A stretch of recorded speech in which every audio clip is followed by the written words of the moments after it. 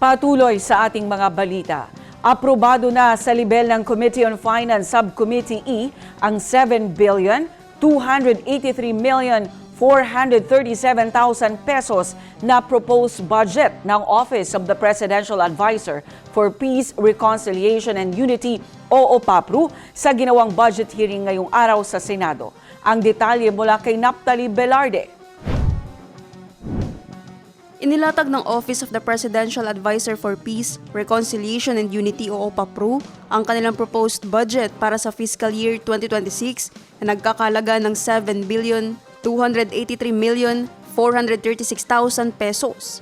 Sa proposed budget, kabilang dito ang 5 billion pamana infrastructure projects, 258,200,000 pesos ang pamana social projects, 885,125,000 pesos para sa normalization ng MILF, 164,923,600 pesos para sa local peace engagement and transformation for CPP, NPA, NDF, 105,252,000 pesos para sa National Peace Engagements, GPH, CPP, NPA, NDF, 52,825,000 para sa transformation ng MNLF, 38,750,888 pesos para sa completion of peace agreement and transformation for RPMP RPA-ABB, 34,400,336 para sa completion of peace agreement and normalization para sa CBA CPLA,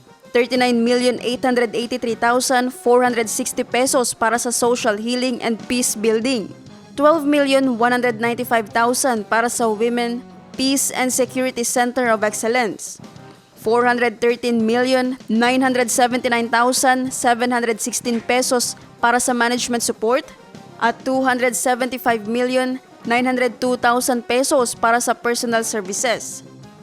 Can I hear a motion from Senator Loren for the approval of the OPAPRU budget at the committee level to be submitted to the plenary for approval of the Senate? Suspended? Do we suspend it? Suspended lang?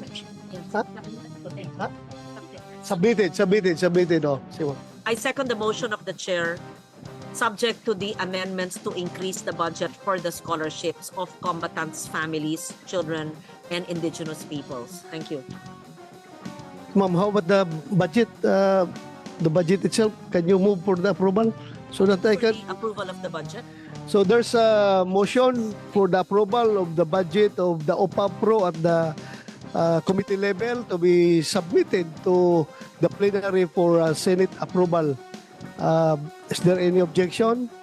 Hearing none, the budget of the OPAPRO is hereby approved. Congratulations sa iyo, sir. Congratulations.